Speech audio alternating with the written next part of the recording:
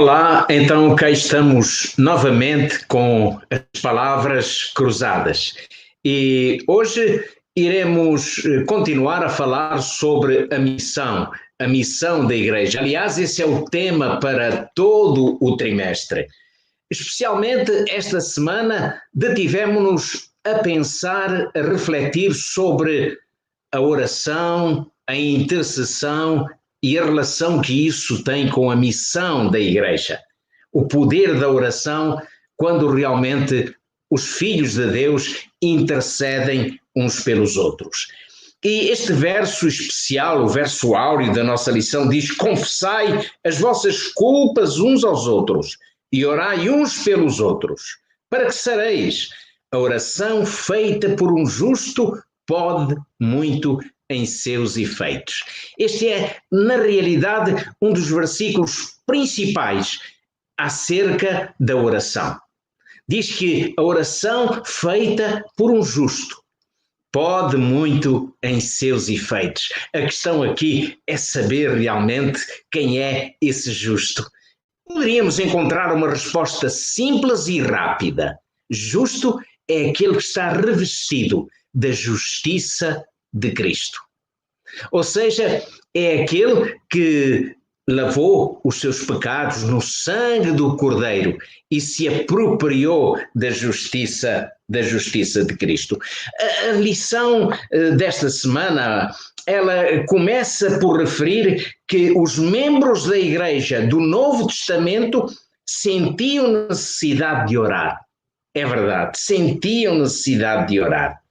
E tendo orado, diz o texto bíblico que encontramos em Atos capítulo 4, versículo 31, tendo orado, moveu-se o lugar em que estavam reunidos e todos foram cheios do Espírito Santo e anunciavam com ousadia a palavra de Deus. Repare neste texto. Em primeiro lugar diz, e tendo orado. A primeira coisa é a oração.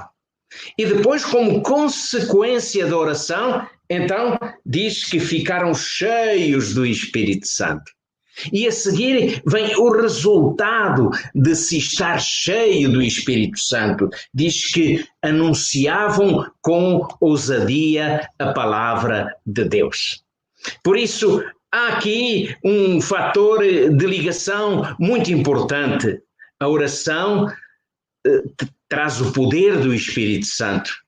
E o poder do Espírito Santo é que nos leva a proclamar a mensagem de Jesus, a mensagem da salvação, a proclamá-la, como diz o texto, com ousadia. Muito bem, houve, portanto, uma relação direta entre as orações e o Espírito Santo na vida dos discípulos, na vida dos apóstolos. Os discípulos não suplicaram essas bênçãos apenas para si. Eles sentiam a responsabilidade de comunicar aos outros a mensagem da salvação. Eles sabiam perfeitamente qual era a sua missão e por isso eles estavam reunidos em oração, pedindo a bênção do poder do Espírito Santo. E depois de receberem a bênção, então eles saíram e proclamaram o Evangelho da salvação. A pergunta que se coloca agora poderia ser esta. A pergunta para mim e para ti também. O principal pedido a Deus que deveríamos fazer, qual será? Ou qual seria? Seria, sem dúvida, a bênção do Espírito Santo. Precisamos de pedir muito para que Deus nos conceda o Espírito Santo, porque a nós nos foi confiada uma obra, uma missão, e não poderemos cumprir essa missão sem que realmente possamos ser usados pelo Espírito Santo. Mas para que isso aconteça, para que eu e tu possamos ser usados pelo Espírito Santo, precisamos de orar e pedir a Deus e clamar ao Senhor que realmente nos encha com o seu Santo Espírito. Deus age na vida e no coração humano, mas Deus não força nunca ninguém a aceitar a sua mensagem, aceitar o seu plano da salvação. Deus luta no interior do nosso coração. Deus luta para que lhe abramos a porta, para que o Espírito Santo tenha a sua oportunidade. E quando realmente isso acontece, então Jesus é vencedor na nossa vida. E Jesus transforma a nossa vida, transformando o nosso caráter.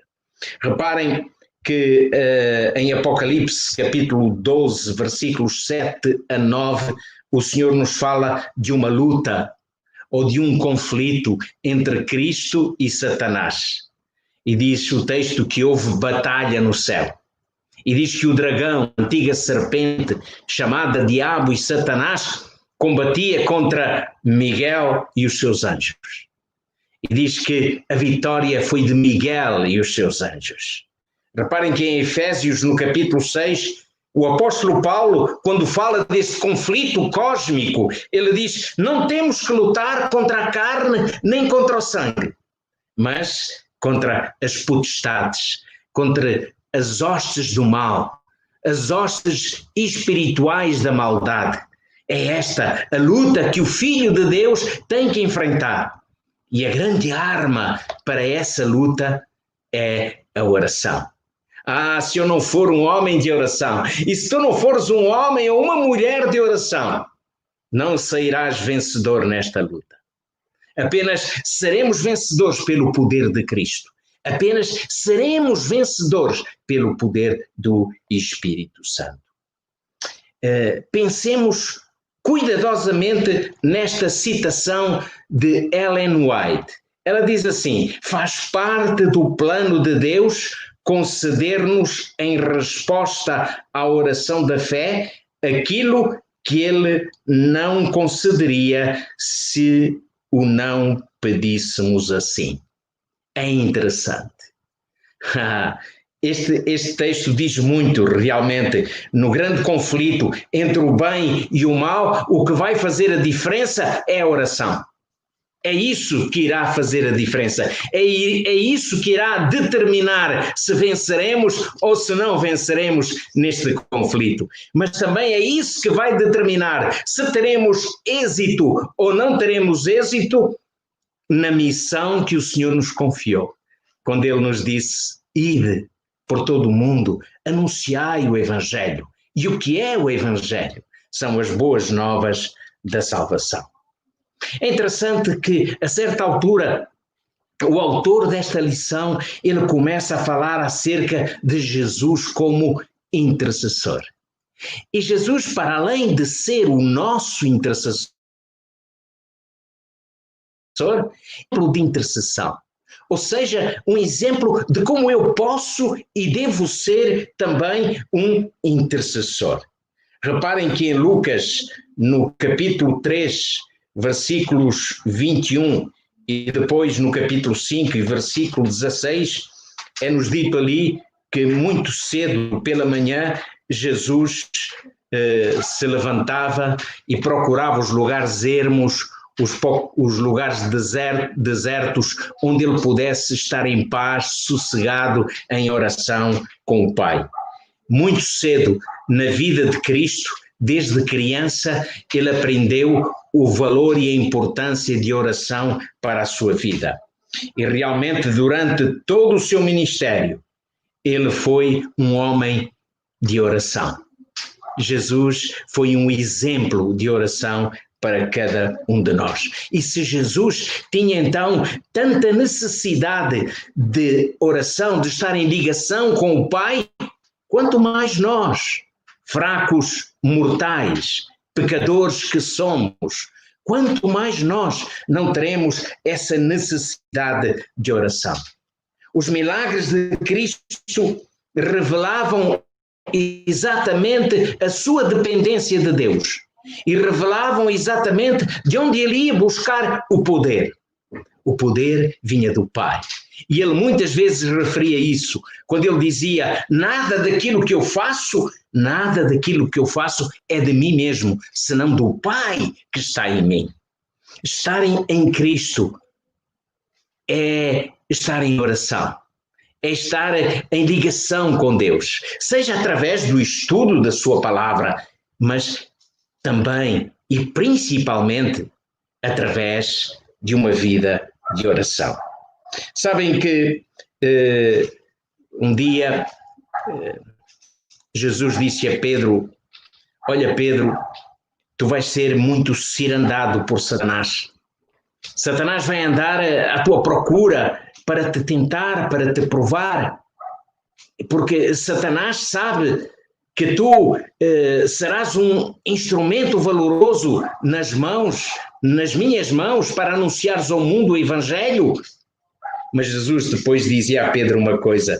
Jesus dizia a Pedro: olha, Pedro, mas eu roguei por ti, para que a tua fé não desfaleça. Reparem, Jesus estava a dizer a Pedro: ó Pedro, eu sei que tu vais ser provado, eu sei que tu vais ser severamente tentado, mas eu roguei por ti, mas eu intercedi por ti, para que realmente a tua fé não desfaleça. Meus queridos, Jesus é o exemplo de intercessão. E nós devemos também ser intercessores, uns pelos outros, intercedermos pelo nosso irmão, que se calhar está a lutar para vencer algo em sua vida, ou que se calhar está a viver agora um momento muito difícil, ele está à beira do desânimo. Quem sabe nós precisamos de orar uns pelos outros. Se o fizermos, realmente estamos no bom caminho. Estamos a cumprir exatamente aquilo que o Senhor nos prometeu. As orações que encontramos na Bíblia são fantásticas, principalmente as orações de Paulo. Paulo, ele viveu o seu ministério, um ministério de evangelização, mas era paralelamente um ministério também de intercessão. Paulo orava pelos novos conversos. Paulo andava de igreja em igreja, estabelecia novas igrejas, confirmava a fé desses irmãos, mas depois, quando partia, ele continuava a orar por estes irmãos e escrevia cartas, e nas suas cartas ele dizia: eu estou orando. Eu poderia dizer hoje que a lista de intercessões de Paulo era uma lista enorme.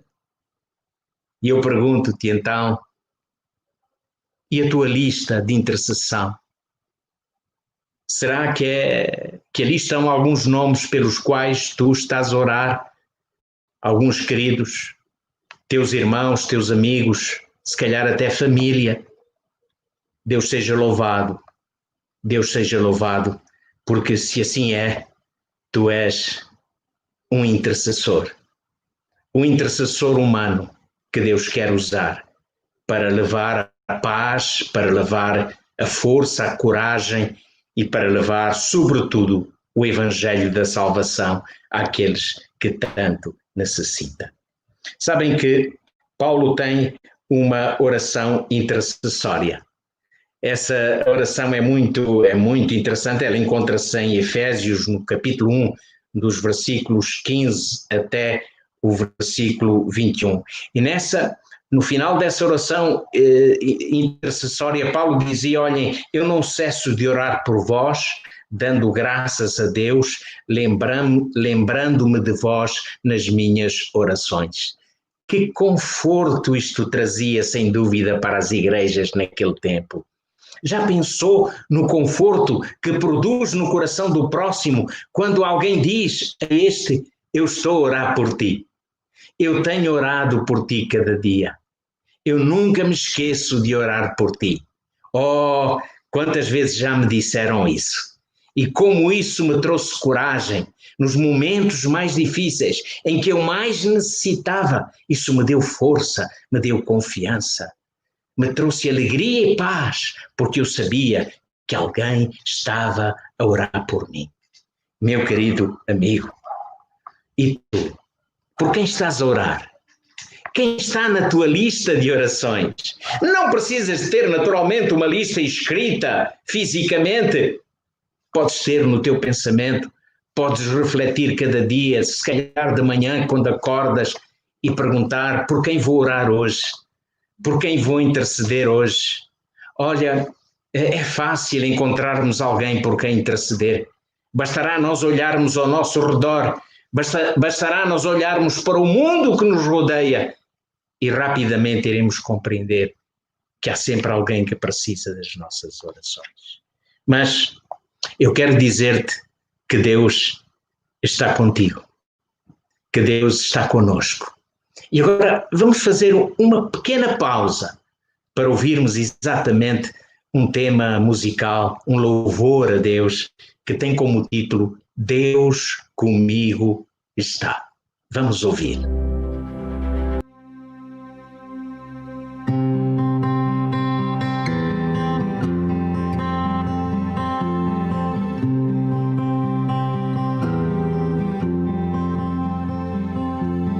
Quando sinto a fé falhar, Deus comigo está.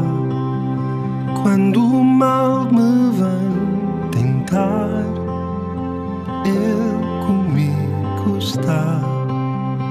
Eu não quero seguir só, com medo caminhar, mesmo se eu me afastar, Deus comigo está. Deus comigo está, me sustentará. Meu Jesus me ama assim, Ele comigo está.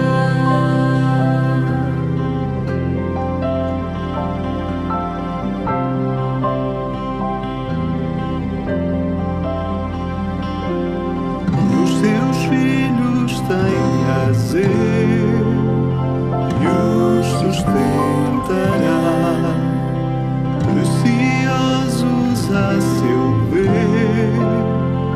Deus conosco está, minha vida quer salvar, assim o prometeu, tudo já na cruz pagou. Deus comigo está, Deus comigo está, me sustentará. Meu Jesus me ama assim, Ele comigo está.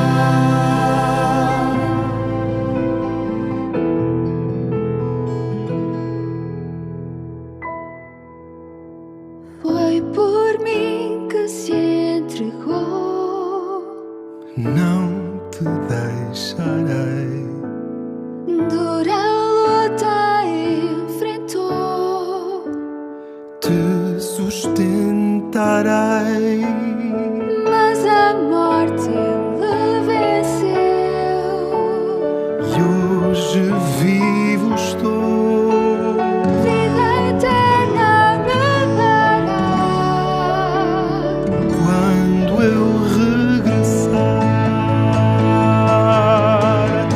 Deus comigo está, me sustentará. Meu Jesus me ama assim, Ele comigo está. Deus comigo está, me sustentará.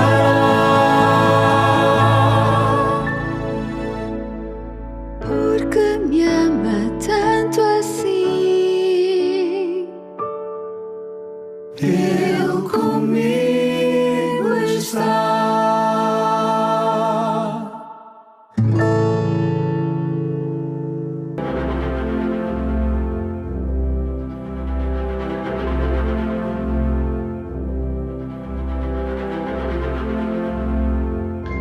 Que maravilha! Deus comigo está. É esta confiança, esta certeza que podemos ter, podemos caminhar com ela cada dia. Deus sempre está conosco. Deus não falha. Ele tem um plano para a minha vida, tem um plano para a tua vida. e nos momentos mais difíceis. Quando estás de joelhos perante o Senhor, a sua promessa é que o seu ouvido não está agravado para que não ouça, nem a sua mão está encolhida, mas ela estará estendida para te atender. Nem sempre Deus responde logo às nossas orações. Às vezes é preciso esperar, saber esperar. Aliás, saber esperar faz parte da vida cristã. É uma virtude, é um facto. Vamos pensar em Daniel. Daniel é um dos maiores exemplos do Antigo Testamento daquilo que é uma vida de oração. Daniel ficou conhecido na história por ser persistente na oração, por nunca deixar de orar, como que se fosse realmente um compromisso na sua vida, falar com Deus. Falar com Deus, um compromisso para a vida. Para Daniel, assim é. Mas se nós lermos o capítulo 10 de Daniel, nós vamos ver uma situação em que realmente Daniel estava preocupado. Porque havia uma profecia de Jeremias, do profeta Jeremias, que dizia que o cativeiro babilônico iria terminar. E Daniel já estava praticamente no final da sua vida, já uma pessoa bastante idosa, e ele sentia que realmente aquele cativeiro continuava, e ele não via realmente o fim desse cativeiro. De maneira que Daniel o que fez? Diz que Daniel jejuou e orou durante 3 semanas e intercedeu fervorosamente pelo povo do Senhor, pedindo a Deus que perdoasse este povo, pedindo a Deus que o Espírito do Senhor intercedesse no coração deste povo. E sabem, Deus, no final das 3 semanas, Deus trouxe a resposta a Daniel. O Senhor enviou um anjo para dizer a Daniel que o Senhor tinha ouvido as suas orações e que o Senhor estava disposto a responder exatamente às suas orações. E a mensagem que aquele anjo trazia para Daniel era exatamente esta: as tuas orações foram ouvidas. As tuas orações foram ouvidas. Vejam só como isto também nos traz a nós um alento, a certeza de que as nossas orações são ouvidas por Deus. É certo que nem sempre temos a resposta imediata, mas Deus sempre responde. Neste conflito entre o bem e o mal, aquilo que se chama de o grande conflito, ou o grande conflito cósmico que opõe Satanás e Jesus, nós também estamos envolvidos. Mas o Senhor está ao nosso lado, como o nosso intercessor, e também nos dá a oportunidade de podermos também ser intercessores uns pelos outros. Muito bem, agora pensemos no foco da oração. Não bastam palavras quando se ora. Orar, disse alguém, que é abrir o coração a Deus como um amigo. Mas também dizem que orar é a respiração da alma. E vamos pegar nestas duas definições de oração. Nós precisamos de oxigênio para alimentar o nosso sangue, para alimentar a nossa vida. Sem oxigênio não podemos viver. E espiritualmente também não podemos viver sem oração. Facilmente morreríamos espiritualmente se realmente não orássemos. Se deixarmos de orar, vamos começar a ter falta do oxigênio espiritual, do oxigênio do Espírito Santo. E realmente a oração é abrir o coração. Porque a oração é uma questão íntima, é uma questão da tua intimidade com Deus. E nós não podemos ter apenas uma experiência superficial com Deus, mas a experiência que nós precisamos ter com Deus é uma experiência interior, uma experiência profunda. Dizia então Samuel: longe de mim que eu peque contra o Senhor. Olhem como é que Samuel sentia realmente o seu dever e a sua necessidade de orar pelos seus irmãos, pelo seu povo. Ele dizia: longe de mim que eu peque contra o Senhor, deixando de orar por vós. Ah, se alguém pudesse contender com Deus pelo homem, dizia também Jó, se alguém pudesse contender com Deus pelo homem, contender com Deus pelo homem significa interceder pelo homem, interceder pelo nosso próximo. Realmente, a palavra de Deus está cheia de citações, de conselhos, de notas muito importantes acerca da necessidade de uma vida de oração. Em 1 João, capítulo 5, versículos 14 a 16, João diz: orando pelos outros, uns pelos outros, orai uns pelos outros, intercedei uns pelos outros, intercedei por todos os homens, porque orando uns pelos outros, tornamo-nos num canal de bênçãos para o mundo. Neste mundo indiferente, onde ninguém olha por ninguém, onde cada vez mais as relações humanas são frias e calculistas, é bom pensarmos que o Senhor nos chama para um ministério maravilhoso, que é o ministério da oração. Quantas vezes eu encontro irmãos na minha igreja que me dizem: pastor, eu não tenho dom para isto, eu não tenho dom para aquilo. Mas eu logo chamo a atenção desses irmãos, mas de certeza absoluta, meu querido irmão, minha querida irmã, que tu tens o dom da oração. Porque esse dom de orar o Senhor colocou dentro do teu coração. Ele nasce quando tu nasceste como filho de Deus. Quando tu nasceste para Cristo. O dom da oração está na nossa vida. Ellen White, ela escreve e diz: Satanás não suporta que se apele para o seu poderoso rival, que é Jesus, pois teme e treme diante da sua força e majestade.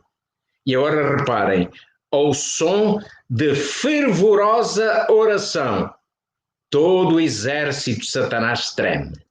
Isto está em Testemunhos para a Igreja, volume 1, página 346. Satanás treme quando um filho de Deus está de joelhos em oração. Meu querido amigo, minha querida amiga, nós somos chamados para a intercessão. Eu e tu podemos ser um intercessor. Que realmente aceitemos este desafio da parte do Senhor. E sermos homens, mulheres, sermos também uma igreja que intercede por este mundo necessitado. Que assim seja, é a minha oração. Foi um prazer estar convosco. Muito obrigado pela vossa atenção.